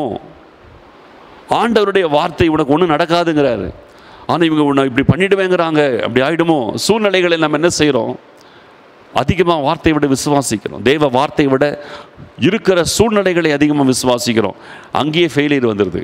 ஆனால் இந்த விசுவாச வரம் என்கிறது ஒன்று இருந்தால் எந்த சூழ்நிலையிலும் அது நம்மை தோல்விக்கு இடமே உண்டாக்காது. தோல்வி அடைவதற்கு வாய்ப்பே வராது. எல்லா சூழ்நிலைகளுக்கும் அப்பாற்பட்ட விதத்தில் செயல்படக்கூடியது தான் இந்த விசுவாச வரம். இதெல்லாம் சாதாரண விஷயம் கிடையாது. சரி, இப்போ இந்த விசுவாச வரம் எப்படி ஆப்ரேட் ஆகுது அப்படின்னு இயேசு கிறிஸ்து ஒரு லைவ் டெமான்ஸ்ட்ரேஷன் பண்ணியிருக்கார். பைபிளில் லைவாக டெமான்ஸ்ட்ரேட் பண்ணியிருக்கார் இந்த விசுவாச வரத்தை எப்படி ஆப்ரேட் பண்ணுறதுன்னு. இந்த வரம் பிற்காலத்தில் அவங்களுக்கு கொடுக்கப்பட்டாலும் அதுக்கு முன்னாலேயே இதை குறித்து அவர் ரொம்ப அழகாக டீச் பண்ணியிருக்கார், லைவாகவே டீச் பண்ணியிருக்கார். இப்போது அந்த சம்பவத்தை மட்டும் உங்களுக்கு சொல்லி நான் முடிக்க நினைக்கிறேன். எடுத்துக்கொள்வோம். மார்க்கு எழுதின சுவிசேஷம் 11ஆம் அதிகாரத்தை திறந்து கொள்ளுங்கள். மார்க்கு 11ஆம் அதிகாரம் 12, 13, 14 3 வசனங்களை முதலாவது நான் வாசிக்கிறேன், கவனியுங்கள். மறுநாளிலே அவர்கள் பெத்தானியாவிலிருந்து புறப்பட்டு வருகையில் அவருக்கு பசி உண்டாயிற்று. அப்பொழுது இலைகளுள்ள ஒரு அத்திமரத்தை தூரத்திலே கண்டு அதில் ஏதாகிலும் அகப்படுமோ என்று பார்க்க வந்தார். அத்திப்பழ காலமாய் இராதபடியினால் அவர் அதனிடத்தில் வந்தபோது அதில் இலைகளை அல்லாமல் வேறு ஒன்றையும் காணவில்லை.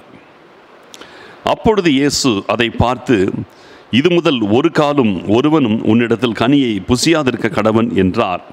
அதை அவருடைய சீஷர்கள் கேட்டார்கள். அவங்க கேட்குற மாதிரி செஞ்சார். இது ஒரு டெமான்ஸ்ட்ரேஷன், அதாவது என்ன சொல்றதுன்னா ப்ராக்டிக்கலாக சொல்லி கொடுக்கறது. சில சத்தியங்களை சொல்லி டீச் பண்ணி வாயில் ஓரலாக டீச் பண்ணி புரிய வச்சிடலாம். சில காரியங்களை ப்ராக்டிக்கலாக தான் நம்ம செய்து காட்டி தான் புரிய வைக்க முடியும். புரியுதுங்களா? அதனால தான் நம்ம படிக்கிற பிள்ளைகள் கூட தியரி ப்ராக்டிக்கலுங்கிறாங்க, பார்த்தீங்களா? அது மாதிரி தான் இது ப்ராக்டிக்கல் டெமான்ஸ்ட்ரேஷன். இவங்களுக்கு எப்படி விசுவாசத்தை ஆப்ரேட் பண்ணுறதுன்றதை சொல்லி கொடுக்குறார். இப்போ இந்த சம்பவத்தை பாருங்கள், ரொம்ப கொஞ்சம் யோசித்து பார்த்தீங்கன்னா விகற்பமாக இருக்கும். இயேசு கிறிஸ்து வராரு, பெத்தானியாவிலிருந்து புறப்பட்டு வராங்க. வர்ற வழியிலே ஒரு அத்தி மரம். இப்போ அவருக்கு இயற்கையாக பார்க்கும்போது அவருக்கு பசி. அந்த அத்தி மரத்துக்கிட்ட வரார், பழங்கள் இருக்கான்னு. வேதம் தெளிவாக சொல்லுது, அது அத்தி மர சீசன் கிடையாது. சீசன் இல்லாத காலத்தில் கனியை தேடுறது நியாயம் கிடையாது இல்லை. சீசன் டைமில் தேடினா ரைட்டு, சீசன் இல்லாத டைமில் போய் பணம் வேணும்னு தேடினா எப்படி? இதில் இயேசு கிறிஸ்து அவருக்கு பசி வந்தது என்ன உண்மைதான். ஆனால் இந்த அத்திமரம் விஷயம் ஃபுல்லாக பார்த்தீங்கன்னா ஒரு ஃபெய்த் டெமான்ஸ்ட்ரேஷனை தவிர அது சீஷர்களுக்கே தெரியாமல் அவங்களுக்கு ஒரு டெமான்ஸ்ட்ரேட் பண்ணுறாரு. அதனால தான் இதெல்லாம் பார்த்தீங்கன்னா சிலதெல்லாம் சூழ்நிலைகளுக்கு அப்பாற்பட்ட விதத்தில் கொஞ்சம் விகற்பமாக இருக்கும். அப்போது நம்மளே யோசிக்கணும், சீசன் இல்லாத காலத்தில் நம்ம தேடி போடுறது நம்ம தப்பு தானே இல்லையா? இப்போ மாம்பழ சீசன் முடிஞ்சு போச்சு, இப்போ போய் மாமரத்தில் மாம்பழம் தேடினா என்ன அர்த்தம்? இருக்காது. அப்போது அதுதான். அப்போ இந்த இடத்துல அத்திப்பழ சீசன் இல்லை. அப்போ போய் ஒரு மரத்தை போய் பார்த்து தேடுறதுல நியாயம் கிடையாது. இப்போ அந்த மரத்தில் இலைகள், இது இலைகள் புதுசாக தோன்றி இருக்கிற ஒரு சீசன். இப்போ இலை உதிர்ந்து இப்போ ஃப்ரெஷ்ஷாக இலை வந்துருக்குது. இப்போ இந்த இடத்துல பார்க்குற இலை மட்டும் இருக்குது, கனி இல்லை. உடனே சொல்கிறார், இனி ஒருவனும் இதில் ஒரு காலும் கனியை புசியாது இருக்க கடவன்ட்டார். அதுவும் பாருங்கள், இது தனியாக சொல்லலை, சீஷர்கள் அதை கேட்டார்கள். அவங்கள கேட்குற மாதிரி இது பண்ணார். அவங்க அதை பார்க்கணும். ஏன்னா சில விஷயத்தை நான் இப்படி பண்ணி காட்டுறேன் பார் அப்படின்னு சொன்னால் கூட எஃபெக்ட் இருக்காது. நேச்சுரலாக அதை என்ன சொல்கிறதுனா அப்படி நடக்கைகளோடையே இது அப்படி ஒரு இந்த சப்ஜெக்டை கொண்டு வராரு. இயேசு கிறிஸ்து பல நேரத்தில் அப்படி தான் செய்வார். அந்த காரியத்தை அவர் ஒரு காரியத்தை சொல்லி கொடுக்குறான்றதே புரியாது அவங்களுக்கு, அதை அறிந்து கொள்ள முடியாதபடிக்கு சொல்லி கொடுப்பார். பைபிள் இது மாதிரி சம்பவம் இருக்குது. இப்போ பாருங்கள், நான் அதை எடுக்க வேண்டாம், நான் அப்படி சொல்லிட்டு போகிறேன்.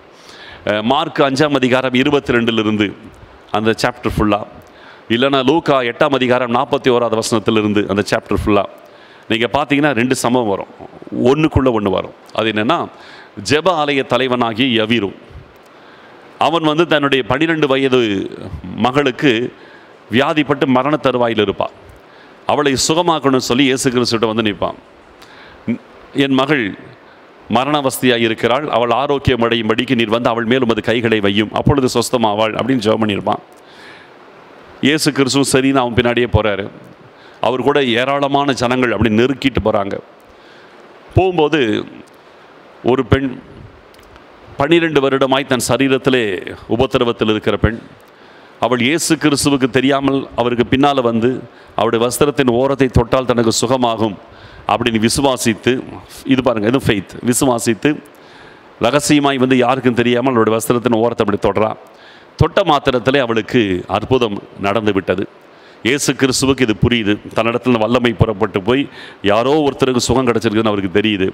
அவர் நடந்திருக்கலாம், சரி, யாரோ ஒருத்தர் சுகத்தை வாங்கிட்டாங்க, ரைட்டு, போயிருக்கலாம். ஆனால் இயேசு கிறிஸ்து போல நிற்கிறாரு, நின்று என்னை தொட்டது யாருங்கிறாரு. யவீர் அங்கே தவிச்சிருப்பான், என் மகள் அங்கே உயிருக்கு போராடிட்டு இருக்கிறா, அவளை காப்பாற்றுறதுக்கு சீக்கிரமாக இவரை கூட்டிகிட்டு போகலான்னு பார்த்தாக்க இவர் இந்த நேரத்தில் போய் என்னை தொட்டதை யாருன்னா கேட்டுட்டு இருக்கிறாரே, அவன் உள்ள ரொம்ப பதறி இருக்கும். ஆனால் இயேசு கிறிஸ்துவோட இருதயம் பதறவே இல்லை, ரொம்ப சாதாரணமாக நிற்கிறார். என்னை தொட்டது யார்? சீஷர்கள் கேட்குறாங்க, ஆண்டவரே திரளான ஜனங்களுமே நெருக்கி கொண்டிருக்க என்னை தொட்டது யார் என்று எப்படி கேட்கிறீர்? இல்லை இல்லை, என்னை ஒருவர் தொட்டது உண்டு, எனக்கு உழுந்த வல்லமை புறப்பட்டு போனதை நான் அறிந்திருக்கிறேன். விட மாட்டேங்கிறார் பாருங்க. ஏன்னா இந்த இடத்துல இதில் வேற ஒரு மேட்டர் இருக்குது. அவர் ஒரு டெமான்ஸ்ட்ரேஷன் பண்ணிட்டு இருக்கிறார். அது யாருக்கும் தெரியாது, சீஷர்களுக்கும் தெரியாது, ஜனங்களுக்கும் தெரியாது, ஈவன் அந்த பெண்ணுக்கும் தெரியாது, யவீருக்கும் தெரியாது, யாருக்குமே தெரியாது. அவர் என்னத்துக்காக அதெல்லாம் பண்ணுறாருன்னு யாருக்குமே தெரியாது, அவருக்கு மட்டும்தான் தெரியும். அப்போது அந்த பெண் பார்க்குறா, இனி நம்ம மறைஞ்சிருக்க முடியாதுன்னு சொல்லி முன்னால் விழுந்து நடந்ததையெல்லாம் சொன்னாலாம். என்ன நடந்தது? 12 வருஷம் அவருடைய வாழ்க்கையில் நடந்ததெல்லாம் சொல்கிறா. 12 வருஷம் நீண்ட சாட்சியை சொல்கிறா. அப்போ அவர் தன்னுடைய ஆஸ்திகளை எல்லாம் விற்று அதை கொண்டு போய் மருத்துவரிடத்தில் செலவு பண்ணி சற்றும் குணமடையாமல் இருந்தது. அப்போ 12 வருஷம் தன்னுடைய எந்தெந்த வீட்டை விற்றேன், எந்தெந்த நிலத்தை விற்றேன், அதெல்லாம் எவ்வளோ, எந்தெந்த டாக்டருக்கு எவ்வளோ கொடுத்தேன், அது எதனால எந்த பிரயோஜனம் இல்லை, எல்லா கதையும் சொல்லியிருப்பாள். எல்லாத்தையும் அவளை பேச விட்டுட்டு இயேசு கிறிஸ்து வேடிக்கை பார்த்துட்டு இருக்கிறார். யவீரும் பார்த்துட்டு இருக்கிறான். அவன் உள்ளம் ரொம்ப தவிச்சிருக்கும். ஐயோ டைம் ஆகுதே, என் பிள்ளை செத்துறக்கூடாதே, அவன் உள்ளம் தவிக்குது. ஆனால் இயேசு கிறிஸ்து எந்த காரியமும் எல்லாம் ரொம்ப சாதாரணமாக இந்த பெண்ணை பேச விட்டுட்டார். அவள் எல்லா சாட்சி சொல்லி முடித்த பிறகு அவளுக்கு டாக்டரின் பேசுகிறார். ஸ்திரீயே, உன் விசுவாசம் உன்னை ரட்சித்தது, நீ சமாதானத்தோடு போய் உன் வேதனை நீங்கள் சுகமாயிருன்னுவார். அவளை வாழ்த்தி அவள் சுகமடைந்ததற்கான காரணத்தை டாக்டரின் வேற பேசுவார் அந்த இடத்துல. உன் விசுவாசம் உன்னை ரட்சித்தது இல்லை, எப்படி ஹீலிங் நடந்துச்சுன்னு சொல்கிறார். உன் விசுவாசம் உன்னை ரட்சித்தது. அதோடு நிறுத்தாமல் நீ சமாதானத்தோடு போய் உன் வேதனை நீங்கள் சுகமாயிரும் ஒரு வாழ்த்து வேற கொடுப்பார் அந்த பெண்ணுக்கு. யவீருக்கு எப்படி இருக்கும் யோசிச்சு பாருங்க. அவன் உள்ளம் தவிச்சிட்டே இருந்திருக்கும். கடைசியில் இதெல்லாம் முடித்து கிளம்புறதுக்குள்ளே யவீர் வீட்டில் ஆள் வந்துருச்சு, பிள்ளை இறந்து போச்சு. எதுக்கு இந்த இடத்துல இயேசு கிறிஸ்து இதெல்லாம் அனுமதிச்சார்? யவீருடைய ஃபெய்த் என்னென்னா, இயேசு கிறிஸ்து வீட்டுக்கு பிள்ளை மேலே கையை வைக்கணும், வச்சாதான் பிள்ளைக்கு சுகமாகும். ஆனால் இந்த பெண்ணுடைய ஃபெய்த் என்ன? இயேசு கிறிஸ்து என்னை தொடரணும்னு அவசியம் கிடையாது, நானும் அவரை கூட தொடரணும்னு அவசியம் கிடையாது, அவருடைய ட்ரெஸ்ஸில் ஒரு ஓரத்தை அப்படி தொட்டாலே போதும் எனக்கு சுகமாக கிடைக்கும். இது அந்த பெண்ணுடைய ஃபெய்த். யவீருடைய பெண்ணுடைய வயசு 12, இந்த பெண்ணுடைய வியாதியின் காலம் 12 வருஷம். அப்போ யோசிச்சு பாருங்க, இந்த பெண்ணுடைய நிலைமை எவ்வளவு மோசம்.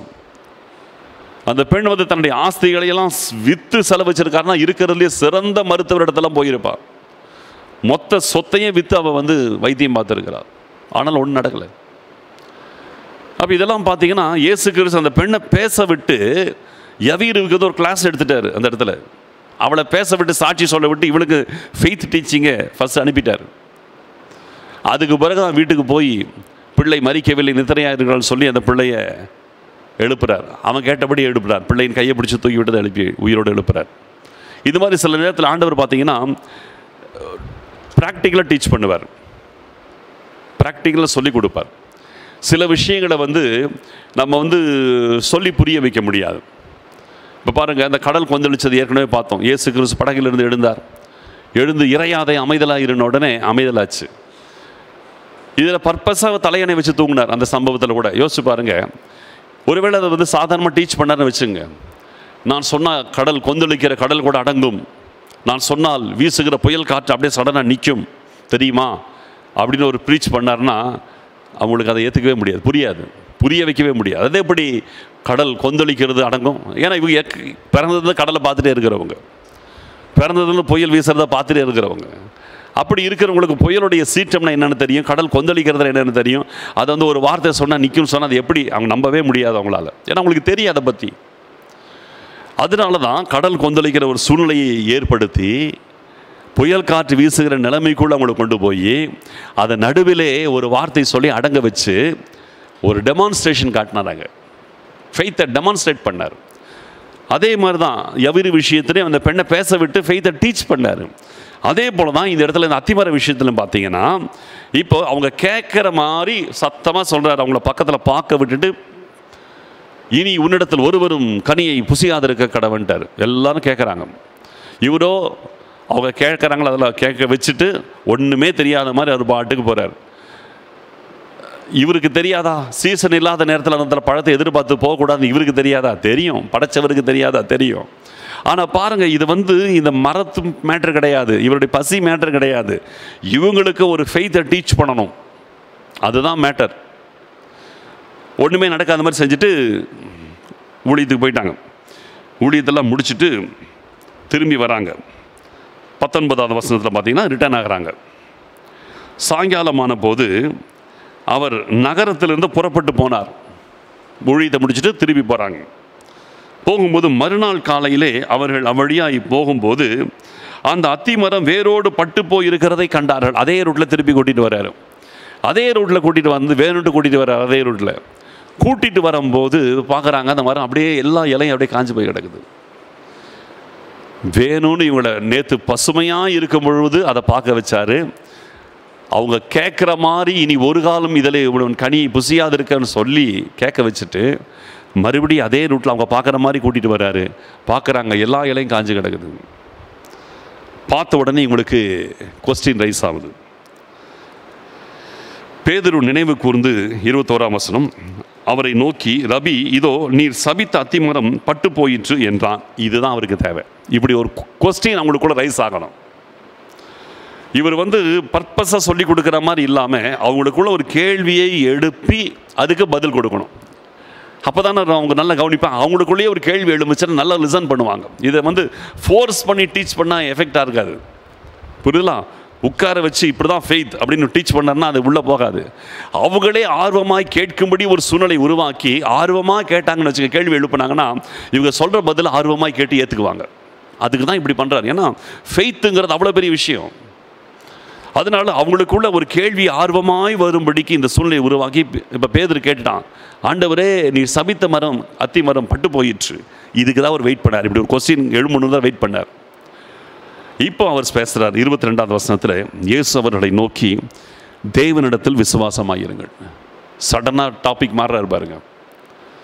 இது அத்திமரம் பட்டு போயிற்று என்று சொல்வதற்கும் தேவனிடத்தில் விசுவாசமாயிருங்கள் சொல்றதுக்கும் என்ன சம்பந்தம்? யோசிச்சு பாருங்க.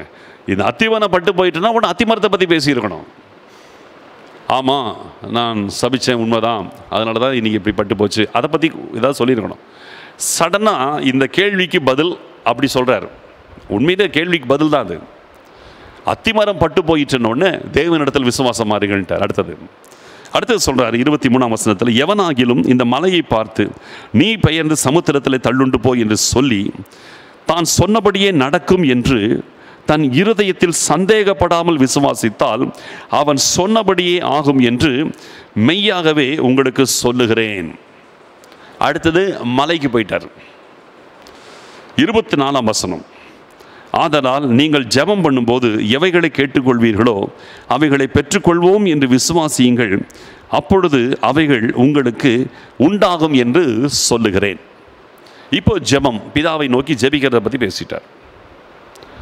இப்போ நீங்கள் பாருங்கள், அத்திமரம், மலை, தேவனாகிய கர்த்தர், 3 லெவலுக்கு போயிட்டார். அத்திமரத்தில் ஆரம்பித்து அடுத்தது மலைக்கு அடுத்து பிதாவாகிய தேவனுக்கு போயிட்டார். 3 லெவலுக்கு கொண்டு வர்றாரு. எதுக்கு? இந்த ஃபெய்த் எப்படி ஆப்ரேட் ஆகுன்றதை டீச் பண்ணுறதுக்கு. பிற்காலத்தில் உங்களுக்கு அந்த விசுவாசம் வரும், செயல்படும். இந்த டீச்சிங் தான் பேதுரு கேட்டான் பாருங்க. அந்த கேள்வி கேட்டுட்டு அவன் கற்றுக்கிட்டான் பாருங்க. இதுதான் நாங்கள் பிறவி சப்பானி அவன் எழுப்புறதுக்கு சுகமாக இருந்தால் அதுக்கு வழியாக இருந்துச்சு. ஏன்னா அவன் தான் அந்த கேள்வி கேட்டு கற்றுக்கிட்டான் பாருங்க. இவன் தான் அந்த இடத்துல ஃபஸ்ட்டு பெரிய மிரக்கல் செஞ்சவன் இந்த பேதுரு தான். பிறவி சப்பானி உட்கார்ந்துருக்கவனை பார்த்து கையை பிடிச்சி தூக்கி விட்டான். எந்த தைரியத்தில்? இந்த டீச்சிங் தான் அவனுக்கு அங்கே உதவி செஞ்சது. இப்போது இவர் ஒன்று செஞ்சு காமிச்சிட்டார். அத்தி மரத்தை பட்டு போகிறது செஞ்சு காமிச்சிட்டார். இவருடைய ப்ராக்டிகல் செஞ்சு காமிச்சிட்டார். இப்போ இதை வச்சு இப்போ இவங்களுக்கு இப்படி ஒரு வார்த்தை சொன்னால் நடக்கும் என்கிற ஒரு பேசிக் டீச்சிங் ஃபவுண்டேஷனை போட்டார். இந்த மரத்தை வச்சு ஒரு ஃபவுண்டேஷன் உங்களுக்குள்ளே போட்டார். போட்டுட்ட பிறகு இப்போ அடுத்த லெவலுக்கு பேசுகிறார். என்ன? இந்த அத்தி மரத்தை பார்த்து பேசினா மட்டும்தான் அது பட்டு போக நினைக்காதப்பா. ஒரு மலை இருக்கிறது, அந்த மலையை பார்த்து நீ பெயர்ந்து சமுத்திரத்தில் தள்ளுண்டு போன்னு சொன்னீங்கன்னா கூட அது கூட போய் விடும், தெரியுமா? நெக்ஸ்ட் லெவலுக்கு போகிறார். சொல்லிட்டு அடுத்தது தான் விஷயத்துக்கு வரார். இப்போ நமக்கு அத்தி மரத்தை பட்டு போக வைக்கிறதோ மலையை சமுத்திரத்தில் தள்ளுறதோ நம்முடைய வேலை கிடையாது. அதுக்காகவா கர்த்தர் நம்மளை ரட்சித்தார்? அத்தி மரத்தை சபிக்கிறதற்கும் மலையை சமுத்திரத்தில் தள்ளுறதுக்குமா ஆண்டவர் நம்மை தம்முடைய பிள்ளையாக மாற்றினார்? அது இல்லை, அது மேட்டர் கிடையாது. அதெல்லாம் டீச்சிங் டூல்ஸ், டீச் பண்ணுறதுக்கு ஆண்டவர் யூஸ் பண்ண டூல்ஸ், அதான், வேற ஒன்றும் கிடையாது. ஆனால் இங்கே நடந்தது என்ன? நீங்கள் ஜெபம் பண்ணும்போது எவைகளை கேட்டுக்கொள்வீர்களோ அவைகளை பெற்றுக்கொள்வோம் என்று விசுவாசியுங்கள், அப்பொழுது அவைகள் உங்களுக்கு உண்டாயிருக்கும். இதுதான் சப்ஜெக்ட், இதுதான் சப்ஜெக்ட். இப்போ நீங்கள் ஜெபம் பண்ணும்போது பிதாகிட்ட என்னதை கேட்குறீங்களோ அதை பெற்றுக்கொள்வோம் என்று விசுவாசிங்கன்னா அது அப்படியே நடக்கும். எதை வச்சு? நான் ஒரு வார்த்தை சொல்லும் பொழுது அத்திமரம் பட்டு போச்சு, நான் டெமான்ஸ்ட்ரேட் பண்ணி காமிச்சிட்டேன். நீங்கள் மலையை பார்த்து பேசுனீங்கன்னா மலை கூட நீங்கள் சொன்னதுக்கு செவி கொடுத்து சமுத்திரத்தில் போய் விழுந்துடும். ஒரு மரம் நான் சொன்னால் செவி கொடுத்து காஞ்சி போச்சு. ஒரு மலையை பார்த்து நீங்கள் பேசுனீங்கன்னா அது செவி கொடுத்து அது கடலில் போய் விழுகுது. ஒரு மரமும் மலையும் செவி கொடுக்கும் பொழுது நம்மை படைத்த பரமபிதா உங்கள் வார்த்தைக்கு செவி கொடுக்காமல் இருப்பாரா? நீங்கள் பேசுனீங்கன்னா அவர் உங்களுக்கு அப்படியே பதில் கொடுப்பார். இதுதான் சப்ஜெக்ட், புரியுதா? இதுதான் சப்ஜெக்ட். இதை சொல்கிறதுக்கு தான் இத்தனை பாடம் நடத்துகிறார், இந்த விசுவாசத்தை கற்றுக் கொடுக்கு. ஏன்னா இன்றைக்கி இந்த கடைசி காலத்தில் பாருங்கள், எவ்வளவோ பெரிய காரியங்கள் நம்மை சுற்றி நடக்க வேண்டும். இயேசு கிறிஸ்துவின் வருகைக்கு முன்பதாக நம்ம இருக்கிறோம். இன்னைக்கு யோசிச்சு பாருங்க, இன்னைக்கு நம்முடைய தேசத்தின் சூழ்நிலை யோசிச்சு பாருங்க. கிறிஸ்தவத்துக்கு விரோதமாய் கடல் கொந்தளிக்கிற மாதிரி கொந்தளிக்கிற கூட்டம், ஊழியங்களுக்கு விரோதமாய் கொந்தளிக்கிறதான சூழ்நிலைகள் இல்லையா? கடல் கொந்தளிக்கிற மாதிரி, சுழல் காற்று சுழற்றி அடிக்கிற மாதிரி சூழ்நிலைகள் தேசத்தில் இருக்கிறது, உலகத்தில் இருக்கிறது. ஒரு பக்கம் கொள்ளை நோய், ஒரு பக்கம் ஜனங்கள் மதக்கலவரம், இனக்கலவரம், பஞ்சம், பிரச்சனை, போராட்டம் இல்லையா? எத்தனை காரியங்கள் நம்மளை சுற்றி நடக்குது, எல்லாம் கொந்தளிக்குது. ஆனால் பிதாவை நோக்கி நாம் விசுவாசத்தோடு பேசும் பொழுது சகலமும் பெயர்ந்து சமுத்திரத்தில் போவோம். எல்லா எதிர் சூழ்நிலைகளும் பெயர்ந்து சமுத்திரத்தில் போய் விழும். பிதாவை நோக்கி நாம் பேசும்போது எல்லா விதமான எதிர்காரியங்கள், பிரச்சனைகள், போராட்டங்கள் எல்லாம் சமுத்திரத்தில் போய் விழும், பட்டு போகும். எவைகளெல்லாம் கர்த்தருக்கு விரோதமாய் பசுமையாக இருந்தாலும் இன்றைக்கி சில காரியங்களெல்லாம் சிலர் கொக்கரித்து கொண்டு இருக்கலாம், தாங்க தான் பெரிய ஆள் நம்ம நினைக்கலாம். ஆனால் ஆண்டவருக்கு முன்பாக சகலமும் நாம் ஆண்டவரை நோக்கி பேசும் பொழுது இன்றைக்கி பசுமையாக இருக்கிறதெல்லாம் பட்டு போய்விடும். அதுதான் சொல்லித்தரார். அந்த அத்தி மரத்துக்கு நடந்தது தான் நடக்கும். நீ பேசுனீன்னா நடக்கும். மலை மாதிரி இருக்கிற பிரச்சனை கூட நீ பேசுனீன்னா பெயர்ந்து போயிடும். ஏன்னா நீ பேசுறது யாருக்கிட்ட? சாதாரணமானவர் அல்ல, சர்வ வல்லவர். அவைகள் எல்லாவற்றையும் படைத்தவரோடு நீ பேசுகிறாய். அதனால எல்லாம் நடக்கும். பட்டு போக வேண்டியவைகள் பட்டு போகும், பெயர்ந்து போக வேண்டியவைகள் பெயர்ந்து போகும். ஏன்னா நீ பேசுறது மனுஷனிடத்தில் அல்ல, சகலத்தையும் படைத்த தேவனோடு நீ பேசுற. அதனால் எல்லாம் நடக்கும். அதைத்தான் சொல்ல வர்றார். இப்படிதான் ஃபெய்த் டெமான்ஸ்ட்ரேட் பண்ணுறார். ஒன்றை செஞ்சு காமிச்சு இன்னொன்று நமக்கு ஒரு மாதிரி கொடுக்குறாரு. அதாவது மேத்தமெட்டிக்ஸில் நம்ம ஸ்கூலில் படிக்கும்போது இப்போ இல்லை, ஒரு மாடல் சம் அப்படின்னு ஒன்று இருக்கும். அது என்ன செஞ்சுருப்பாங்க? ஒர்க் அவுட் பண்ணியிருப்பாங்க. அடுத்தது நம்ம கணக்கு போடுறதுக்காக அதுக்கு பிறகு என்ன செய்யும்? சில சம்ஸ் வரும். ஒன்று மாடல் இருக்கும், அடுத்தது வரும். அதை நம்ம என்ன செய்யணும். அதே மாதிரி ஆண்டவர்கள் செய்கிறார் ஒரு மாடல், அதுதான் அத்திமரம். அவர் செஞ்சு காமிச்சிட்டார். அந்த மாடல்லையே நீ மலையை பார்த்து பேசுங்கிறாரு. அந்த மாடல்லையும் புரிஞ்சுக்கிட்டு நீ பிதாக்கிட்ட பேசு, எல்லாமே நடக்குன்றார். இப்படி தான் ஃபெய்த்தை நமக்கு கற்றுக் கொடுக்குறார். அதனால் இன்றைக்கி சொல்கிறேன், இது எல்லாத்தையும் பேதுரு நல்லா படிச்சுக்கிட்டாங்க. பின்பு அபிஷேகம் ஊற்றப்பட்ட போது தாங்கள் படித்த பாடத்தை அவங்க விசுவாச வரத்திலே அதை செயல்படுத்தும் போது அற்புதங்களும் அடையாளங்களும் சகஜமாய் நடக்க ஆரம்பிக்கிறது. இன்றைக்கி சொல்கிறேன், நம்முடைய வாழ்க்கையிலே இந்த கடைசி காலத்தில் இருக்கிறோம். தேசத்தில் ஒரு பெரும் எழுப்புதலை கர்த்தர் அனுப்ப போகிறார். அந்த நாட்களிலே அற்புதங்களும் அடையாளங்களும் மகிமையோடு நடக்க போகுது, ஏராளமாய் நடக்க போகுது. ஏராளமான ஜனங்கள் கர்த்தரை தேடி ஓடி வரப்போகிறார். சூழ்நிலைகள் எல்லாம் மாறப்போகுது. எல்லா சூழ்நிலைகளும் மாறும். கர்த்தருக்கு விரோதமாக இருக்கிறதெல்லாம் தலைகளாய் புரட்டப்படும். ஆண்டவர் எல்லாத்தையும் செய்வார். அதற்கு விசுவாசம் நமக்கு கர்த்தர் கொடுக்கிறார். அந்த ஃபெய்த்தோடு நம்ம ஜெபிக்கும் பொழுது கர்த்தர் பெரிய காரியங்களை செய்கிறார். அந்த விசுவாசம் வரும். இப்போ நம்ம ஜெபிக்க போகிறோம். ஆண்டவர் இன்னைக்கும் இப்போ நான் உங்களுக்காக ஜெபிக்க போகிறேன். உங்கள் வாழ்க்கையிலும் இந்த லைவில் இருக்கிற உங்களுக்கும் கூட ஆண்டவர் அற்புதம் செய்வார். விடுதலை கிடைக்கும். மலைகள் சமுத்திரத்தில் பெயர்ந்து போனது போல உங்கள் பிரச்சனைகள் பெயர்ந்து போகும். பட்டு போக வேண்டிய காரியங்களெல்லாம் பட்டு போகும். காய்ந்து போக வேண்டியவைகளெல்லாம் காய்ந்து போகும். பெயர்ந்து போக வேண்டியவர்களெல்லாம் பெயர்ந்து போகும். எல்லாத்தையும் கர்த்தர் செய்வார். உங்களையும் கர்த்தர் அபிஷேகித்து உங்களுக்கும் அந்த விசுவாச வரத்தை கொடுப்பார். உங்கள் மூலமாகவும் அநேக ஜனங்களை கர்த்தர் விடுதலை செய்வார். எல்லாரும் கர்த்தரை நோக்கி பார்ப்போம். Thank you Jesus. ஸ்தோத்திரம். உமக்கு நன்றி ஆண்டவரே, உமக்கு நன்றி அப்பா. உம்மை மகிமைப்படுத்துகிறோம். Thank you holy spirit. உமக்கு நன்றி அப்பா.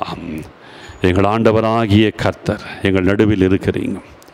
எங்கள் ராஜாதி ராஜா எங்கள் நடுவில் இருக்கிறீங்க. கர்த்தாதி கர்த்தர் எங்கள் நடுவில் இருக்கிறீங்க. இப்போ நாங்கள் இந்த லைவ் ஸ்ட்ரீமில் இருந்தாலும் இந்த ஆன்லைனில் இருந்தாலும் ஆண்டவரே எங்களோடு பல இடத்துல அநேக தேவ பிள்ளைகளை கர்த்தர் கனெக்ட் பண்ணியிருக்கிறீங்க.